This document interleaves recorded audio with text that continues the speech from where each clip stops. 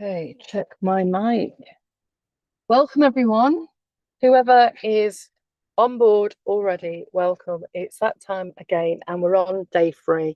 And I'm really hoping that everything is working.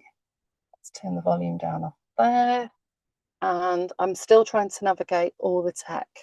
So we've got lights, got laptop, and it's still a little bit light outside. So welcome to day 3. For anyone who was listening yesterday, for some reason, the sound didn't work for the first, I think it was 5.3 minutes. I've actually uploaded on the normal videos, and I think it's on the 30-day program as well, the session again where it's got the whole thing on there. So if you want to listen to the beginning of it, otherwise, welcome tonight. So tonight, what are we doing? Let's have a look. We are doing state management. So hope you've all had a good day. And I want to give a shout out actually to all the honest mechanics who have integrity, who work really hard and do a lot to help their customers, because my mechanic's done a fab job on my van and he did it within a short time period. And I've now lost. I've lost my plan. Where has it gone? Yeah, brilliant mechanic. And he's put on my light and a part of my bumper and fixed a couple of other things that were a bit wonky after I let's turn up that. It's asking me to turn that up. After I come back from my Welsh trip. So there are some amazing mechanics out there that do a great job. So I wanted to say hi to him. So today, state management. This is probably something that I think about several times a week and tap into, and is really important. And it comes from, I originally heard about state management when I was doing NLP training. I think it was about 2004, 2005.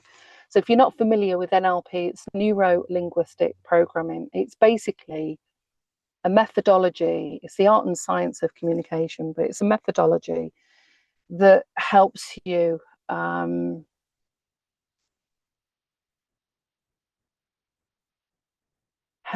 learn how to shift your state. And in clinical circles, they might refer to it as emotional regulation. So it's a similar thing, but I think the tools to do that are a little bit different. So I'm going to share different aspects of this, different facets. So, of course, I've no idea who's on, who's working with us right now. Haven't worked out how to see it on YouTube. So bear with me. Okay, so today's about shifting your state. So this is about ways to change your mood, your mindset when you feel stuck or stressed. So what I'm sharing with you at the moment, this can work for a number of things, but it won't always work for everything, okay? So I'm just really sharing with you the tools that I use and I've been teaching people for years. Initially, when I trained and did my therapy training, and then I did NLP, it was a great training. And I used to take it into schools because I felt it was really important that we teach kids, young people, and I worked in primary and secondary. So it would be about 10-year-olds, 11-year-olds, and then up to 16.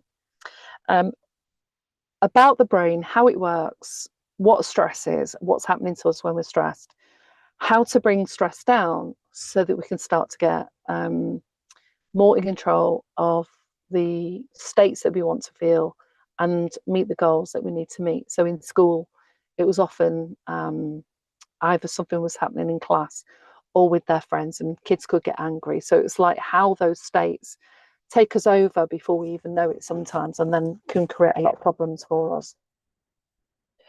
So you know how quickly the weather can change. Well, anyone who's in the UK at the moment, and I'm down south, about 20 miles from London, and only last week the sun was blazing. It was 25, 26 degrees, which is fairly warm for the UK. And the nights have been intense. And I was on the road a lot, and it's great, but the van is a metal box, and it gets hot. So if you're down by the sea, you can manage it a bit better. But over the last week, it's been so fickle. We've had thunder and lightning. It's been pouring down where the roads are flooded really quickly. And then it's been really hot. And it's been like that all day today. And so being bright 1 minute and then pouring with rain the next, it's our inner emotional climate can be like that as well. Our emotional state works in the same way. So we're all using words like trigger these days, but basically it's a reaction or a response to something outside of ourselves, or even a thought that we've had. It's internal and it's external. And sometimes we can feel stuck, heavy, stormy, but with the right practices and knowing what tools that you've got access to, you can actually shift it. So not by ignoring it, pretending it isn't there, or by just forgetting that, especially when it's something that keeps coming up and sort of tapping you on the shoulder, then you need to pay attention. But it's about tuning into the body and giving it something different, noticing what's happened. So, as you know, anyone who listens to anything that I record, my 30-day programs, I always like to put some of the evidence-based science behind anything that I talk about. And this stuff we've known about for a long time, but the research has really been coming through in the last few years to do with these pockets of conversations that I'm having about these different topics. So neuroscience shows us that physiology actually drives psychology. Now, this is interesting because in cognitive behavior therapy, they often say you get the thought, the feeling, and then the action. But actually, in a proportion of cases, we're feeling something physical before we get the thought, even if it's a microsecond, not even a second. So Stephen Porges is really in this field of polyvagal theory. And he explains how the nervous system is constantly scanning for safety and danger. So we know the stress responses. You could be in a really calm state, go out for a walk, and all of a sudden you can feel agitated or something's happening and you don't quite know what. And the brain is scanning the environment all the time to see if there's any danger, because basically, we're meant to keep safe and evolve. Human beings are meant to continue evolving. So that's going on outside of our awareness most of the time. And we might not notice it until we're really stressed. And then we might notice that we slip into fight or flight or freeze. But sometimes that's going on outside of our awareness. And that's why becoming aware and in tune with what you're experiencing moment to moment can really help. And that's why, and I'm probably going to say in every video, that I'm really pro learning how to practice mindfulness. Even if you only do a weekend's course, just learning how to do it, what it feels like, and what it can actually give you. And once you've learned how to do mindfulness, you can learn to meditate. But meditation is actually something that a lot of people find difficult. So I'm often promoting mindfulness. So the more that we're aware of actually what's happening to us moment to moment, the more we can remain in control and manage or regulate our emotions. But it really depends what the stimuli is. So the good news is that actually we can change this through simple practices. And I'm not saying, again, it's a case for everybody, because I know when I experienced PTSD, even though I knew what was happening and I knew the theory behind it and I knew how to do deep breathing and I could get myself in a fairly good state, the moment I got in the car with somebody else or a taxi, I couldn't help. My body wanted to grip onto the back of the chair. I'd even shout at the taxi driver, and I think I did tell a few off, slow down, slow down. So like I said, not in all cases can that happen, especially if you've experienced a significant trauma. So we have to be able to say to our body, though, I'm safe. And if you've experienced any situations where you've not felt safe a lot, there's something about setting up a safe zone at home and at work so that you can start to allow your body to relax a bit more. But these techniques will help regardless. It helps you become more aware of what we can do. Because the more that we realize there are tools accessible at our disposal, you don't have to go and do therapy for 6 months. You can actually learn these tools and practice yourself, which is why I create these programs, because there's so much good stuff out there that if we learn how to create a program for ourselves and choose what suits what we need right now, gives us a lot more control over our lives. So we need to be able to learn to soothe the nervous system down and say, I'm safe. And there's a lot more that's come out about nervous system regulation over the last few years. So this isn't about toxic positivity, another word that I don't really like, or forcing yourself to be happy. It's about creating a space. And when your body shifts, your mind follows. And again, that's why I'm an advocate of doing yoga. So when I did my yoga teacher training, we learned yin yoga and yang. So yang is like classic vinyasa yoga, doing sun salutations. It's very active. Yin yoga is much slower. So if you need a slower pace and you want to get in tune with your body, find a very good experienced yin yoga teacher, and you basically move into a posture and you breathe in and out. You learn to breathe in and out slowly, and you deepen that stretch that it goes right into the fascia. And the idea is, Stephen Porges and his colleagues talk about how energy can be stored in the fascia or in certain parts of the body. So you may experience some emotions as a result of doing that, but it's also can be a faster way of connecting with your body, and teaches you how to do so, and then allowing that to be processed and come through. I'm going to check my mic. I'm nervous now with my equipment. So other ways to shift state is taking 6 slow breaths. So the idea is that it takes about 3 deep breaths for us to slip out of our stress response system, which is fight or flight, designed to get us moving, fighting, or fawning, which is lying really still. And we can have those different responses to different types of danger. And in the past, I've been in different types of danger where, I remember when I was a teenager, I was coming home very late at night and I had my bike with me and I had a flat tire, and I heard someone walking behind me. My brain just went, go, get out of there. And I think I ran for about 2 miles with my bike. And that my mind just switched into that response. There's other times where you hold really still and you take those deep breaths. But if there's no actual danger there, like an emergency that you need to get out of, you're at work and you're getting stressed, or an email's coming, or a colleague said something that's irritating, and it's surprising how many people actually have toxic bosses, toxic managers. So you need to take 6 slow breaths. And what I'd encourage is that go to a few yoga classes or breath work exercise classes or mindfulness sessions, just so that someone can show you how to properly do it. Because we don't always realize how we're breathing and what it feels like. And then we don't know if we're doing it properly if we do it on our own. But you need at least 3 breaths. But if you're not that in tune with your body on a regular basis, then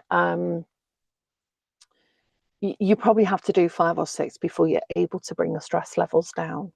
And the more you pay attention to that, the more you're able to notice what that feels like when you do that. So you want to take in slow, deep breaths and then breathe out. And you imagine that you're breathing out stress and tension, like, and then you breathe in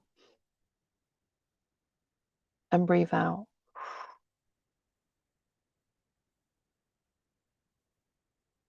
And then breathe in. Now, if you're used to practicing that, you can count like,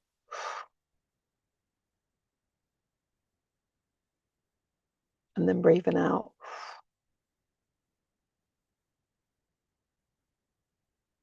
Some people breathe through their nose, some people breathe through the mouth. I'm not advocating either way, because I've actually got some sinusitis issues at the moment with the weather changing. So I'm just going to slowly breathe, and you should be able to feel your stomach rising. The other one is your posture, standing tall, rolling your shoulders back and feeling what that feels like. And so many people are working in offices now, in desk jobs, where they're hunched over the laptop And actually, the amount of physical issues we're going to see over the next few years, and I think chiropractors and physios are seeing this because of the desk jobs. We need to get up, not just walk about, but stretch. But you can actually feel when your body expands and you open your lungs. And so that's why I love the yoga, because there's so many postures in there that elongate the body, and you can start to feel the breath go into these parts of your body. And then try slumping forward, standing tall, slumping forward, standing tall, but do it really slowly, because if you don't move that often, you don't want to pull something, because sometimes when the muscles are really stiff, that's why I often have a deep soak in Epsom salts or Himalayan salts before I do any exercise. And then things like movement, we all know if you put on a track that you love and it just makes you feel really upbeat, that will instantly have an effect on you. Going for a walk outside, grounding, which means just taking your awareness down to your feet and imagine that the energy is just coming through your body and you're releasing any stress and tension. It's going into the ground. And just doing that, paying attention to that for a couple of minutes, or even shaking your body. Sometimes when you've been really stressed and you're shaking, you need to physically shake the body and shake out that stress. And then find the track in music that lifts you up, brings you into a calm place. So there's lots of music online. I've forgotten his name now. I'll have to put the link below. He's won awards in frequency music, and he does chakra clearing music, frequency music, music for opening the heart. And there's a couple of people I've listened to, and the quality of the music is really good. And he's a very good musician, and the way he puts sound together. And sometimes when you listen to that music, it can enable you to get into a deeper state of relaxation quicker. And then the more you do that, hence the 7-day challenge, if you every night now, when you go to bed, lay on the bed and just breathe in slowly and then breathe out, and imagine that the breath is going down your body, out of your feet, and you breathe in and you breathe it in, up through your body, up to the top of your head. And just do that flow breath and practice doing that, so you can start to feel like, what does it feel like in your body? If you start yawning, your body's taking in that extra oxygen it needs. The amount of clients I've worked with that have felt embarrassed because they start yawning, it's because we start doing breathing exercises and now they're pulling in much needed air into their lungs. So you can do micro shifts, like light a candle, a favorite color, spray, room spray with aromatherapy oils. Smell is one of the potent ways of making a shift quite quickly. So if you think of a smell that you can't stand and you smell it, all of a sudden you'll feel that state shift straight away. And the opposite is true. So if you've got any, whether it is ylang ylang or lavender, frankincense, I love frankincense and sandalwood, and they just can create a lovely sense of relaxation. But if you're going to work, then things like rosemary that can make you feel more alert. Apparently, it's why we saw the Romans with rosemary twigs at the back of their ears, because it could make you more focused. Now, I'm not a physician, so this is not advice about your health and well-being. So do go and see a doctor if there is anything going on with you. So the affirmation, and I'm going to give you some examples as well as to how I have to apply this in my life on a regular basis. But the affirmation with this is, I can shift my energy in any moment. Okay, so if you write that down and wake up with that in your mind, I can shift my energy at any moment, and you wake up and you feel really heavy, stand up and just move your arms about and do 3 or 4 deep breaths. And if you can do 6, great. And then see how that feels. And I've noticed on Instagram, there's quite a few people now that are doing these different practices, which is involving these flow movements that really can make a difference to how you feel. The journal prompt that goes along with this is, what music, breath, or movement instantly changes the way that you feel? And when can you use it next? Before a meeting, when you feel low, or after conflict? And a lot of the people that I've worked with in private and public industry, there's a lot of people who go to meetings and you think, oh God, another wasted hour, you know, sitting around the table, and it's not been very productive. Well, you've got a presentation to do and you want to sort of elicit some more enthusiasm or confidence. We'll practice these kind of techniques to shift their state so that they move into a state that they want. And I certainly had to practice this yesterday, and I think it happened the day before as well, because yesterday when I logged on, I think I've realised what I was doing, but I've got a ring light in the van because it's starting to go dark now. And I was plugging everything into the laptop, and the poor laptop was starting to crash with the pressure I was putting it under. So I'm going to show you my, I know I better not lift it actually. Can I lift it? I don't know. No, it's very heavy, but I'll show you tomorrow when I can lift it up, because I remember when things were invented years ago and they were very big and heavy until those inventions got better and better. So I'm hoping I've got a battery in here, and I get 4 or 5 days worth of power out of it when I'm on the road. So tarot card, right? So I got I haven't found the magician. He's disappeared, and I've no idea where. So I'm going to go and look for the magician tomorrow, because he could be in the van. Because when I go round corners, even though I go slow in the van round corners, sometimes I forget to put my cards and stuff. I've got a ledge in here, the cupboards, and sometimes I forget to put the cards on the seat and they all fly off. So I've had things flying off the back of this one a few times inside. But I found the Wheel of Fortune. And the Wheel of Fortune is about life cycles. Energy is movement. And just as the wheel turns, so can our inner state. Nothing stays fixed forever. And if we think about life as a cycle, if this was 1 year, we go through seasons in 1 year. And in the UK, you know, we've got the 4 seasons, and they pretty much work in the way that we expect. But we can go through a cycle in a month, you know, if we look at the new moon and the full moon, and we can even go through cycles in the day. So I think I was being tested on this theory today, because I went and met my friend nearby, and for some reason, every time, and we went to a few different places, had coffee and had something to eat, and for some reason, everywhere I went, whoever was in the toilet was taking ages. And at one point, I left the venue and said, come on, we've just got to go where we're going to next. I had no idea what was going on. It was very odd. I hadn't had it to this degree before. And in those cases, you can only breathe your way through this for a certain amount of time before actually you've got to, you know, you've got to be able to find what you're looking for. So the universe will test us. Okay, the ego wants to keep us safe, and safe is doing the things that we always do. And if we start to make some changes in our behavior, and you say you sign up for my 30-day program, and every day you say, right, this is the time of day I'm doing it. I'm going to wake up and I'm going to get out of bed, and I'm not going to keep hitting the alarm. I'm going to get out of bed. I'm going to say, I can change my state at any time. And you get downstairs and you do some stretching, and you have these plans for every day. And you do something of the 30-day challenge every day. What often happens is all of a sudden people start contacting you. Something happens outside of out the blue that you wasn't expecting, or the weather changes, or the laptop crashes. So in those moments, you've got to be able to then use your state management skills really strongly and watch what that inner dialogue then kicks in and says.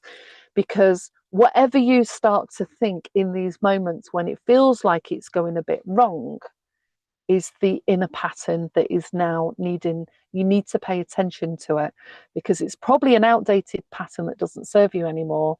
And when you're starting to make shifts and changes that are moving you into a happier life, a better way of being, more fulfilling, happier relationships, things will come along. And whether it's the universe testing you or just your ego saying, no, mate, you know, you need to stay over there. You're not, you know, nothing's changing here.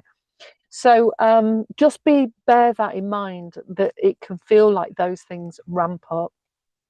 So you have to be really clear on what your no's are going to be and what your yeses are going to be, and not your, oh, I'll just do it today, because you can be easily thrown off your goals. You have to be quite ruthless about it, especially if you're doing it for the first time, because we can create all sorts of excuses. So tonight, ask yourself, what is one small state shift that you can call on when you need it most, okay? And you don't have to wait for a better day to feel better. You can create it right here in this moment. So drop in the chat or the comments, what's your go-to state shifter? Is it a song, a stretch, a breath? Let's make a list together so we can leave with more tools and share that with other people, because some people will be really familiar with it and other people won't.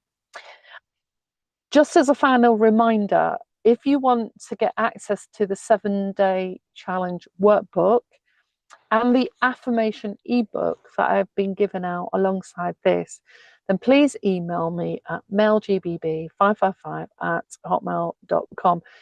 The contact details to work with me or to get the ebook from my email address, I haven't got what's it called? I haven't got a system set up yet where I can just send these things out. If you want to work with me or you want to email me to get the ebook and the workbook, then most videos have my contact details on there on my Calendly. I've got my Kickstarter program on there if you want to work with me. And most of them have the links to Amazon, where I've got some of my journals on there that you can access. I think there's 3 softback and 1 hardback, and they've got the same logo on. And the last thing is, if you're thinking about your state, it's really good to use the tool of gauging right now on a score of 1 to 10. 10 is feeling amazing and 0 is feeling terrible. Where are you now? I should have asked you this at the beginning, actually, because it's the best way to check whether something's working for you, because we can only subjectively really figure out if something's helping. And if we do that every day for the 7 days and for the 30-day program, it really helps you see how little you need to do, but with consistency and practice, for you to start getting some results that you're looking for. And either results where you feel happier and healthier, or you start thriving, flourishing, or even transform. You never know. Next week, someone could contact you and say, hey, your energy shifted and they've picked up on that, and you get offered a job, or somebody you haven't heard from in ages, contact you and, shares a story with you about something that is really useful to you. So all sorts of different things can happen. So like I said, I work with people one-to-one. I do some group work. I am going to have a Patreon page. I'm going to show you one final way that this might make more sense to you. So if you're sat on the sofa or the bed, make sure that you're somewhere where you shouldn't really get interrupted for the next, say, few minutes. And you can practice state management for your physiology, and you can do it mentally as well. So I teach people at festivals live through the physiology, but also I can connect it mentally. So what I mean is, and some people can do this really quick and sometimes it takes a bit of practice, is I want you to focus on now how you feel right now. Okay. And then I want you to sort of just close your eyes for a moment and think back to a time where something was just a really bad day. You might have been at work, your boss has annoyed you, you got an email, you're in the supermarket, and whatever the thing is, tune into that now. Remember what you were seeing, what you were hearing, what you were feeling. And then when you've got that feeling, just notice that state. And then I want you to now let that go. And now remember a time where you was out walking on the beach, sat in the garden, sun on your face, in a beautiful place, a cathedral, museum, somewhere that was uplifting, inspiring, just a really great time. Maybe you've never even told anyone about that place and space that you've been to before, and connect with that. So I was down the beach in Wales, and the waves were really strong, and I could smell the salt in the sea air, and the sun was on my face, and bright yellow sun in the sky, and the vista of Wales, you know, of the coastline, and just everyone being really chilled. So you're tapping into the real aesthetics of it as well. So when you feel that you've got that, and you can play this back and pause it until you've connected with that state. Okay, so I'm now connecting with that state. Okay, so hear the sounds, see it. Now go back to think about, what did you have for breakfast this morning? Or did you have breakfast? Maybe you didn't. Maybe you're fasting. Okay, now go back to the time when you remember it didn't go well. Annoying boss, email, whatever it is. Being in the shop, waiting outside the toilet like I was. I was getting frustrated. Remember that time. Okay, now I want you to switch over and imagine that you're switching over your brain to the other time that felt great. So it felt great, hear what you're hearing, see what you're seeing. Okay, now imagine that on one hand, you've got this event that was really irritating and annoying. And you're placing that memory there. It's in your mind, but it's in that hand. And then you go to the one that felt really, really good, and you're focusing on that. Now bring your hands together and bring them towards your heart and breathe in. And notice what you notice. Maybe feel a sense of peace or ease, or you're like, oh, I don't get this now. Whatever you're feeling is perfect right now, okay? That is a very short experience of some of the ways that you can use these tools. And these tools can be amazing, but try it, yeah, when you're laying, no, not when you lay in bed, not before bed. Try it in the daytime at some stage. So if you are at work and you are starting to get irritated or wound up, remember you have control of your state management, and this is about teaching yourself emotional regulation. So before you react and respond, you breathe in. And like I said earlier, you know, I don't get these perfect all the time, my goodness. I know the tools, and some things I'm really good at tapping into quickly, and other things take a bit longer. But at least if you know they're there, that they're in your toolbox, and you're now designing your toolbox. Okay. So I'm going to leave you with that. Hopefully this has been useful, and I look forward to seeing you tomorrow. And I always let you know what we're doing the next day. So tomorrow is gratitude in action. And if your initial response is, oh, we'll keep hearing about gratitude and mindfulness and all that, there is some research behind this, and I'm going to talk through a little bit about why gratitude is also on this list. So like I said, it's a 7-day program, but if you want to start doing the 30-day program that's already been released every day, it will be on day 3 now on my main video page. You can tune into that as well and do that at the same time, or you can start tapping into that. Just watch the introduction when we've done this. But like and subscribe, press the bell. It helps the channel, it helps me grow. And it also gives me an idea whether or not I carry on. I'm probably going to do some more of these lives, but what kind of topics I bring through next. Because I've got a whole array. I've got probably 3 or 4 different programs I've not recorded and uploaded yet. So yeah, so hopefully this is helpful. Hopefully you've enjoyed it. Like and subscribe, and I will see you again soon.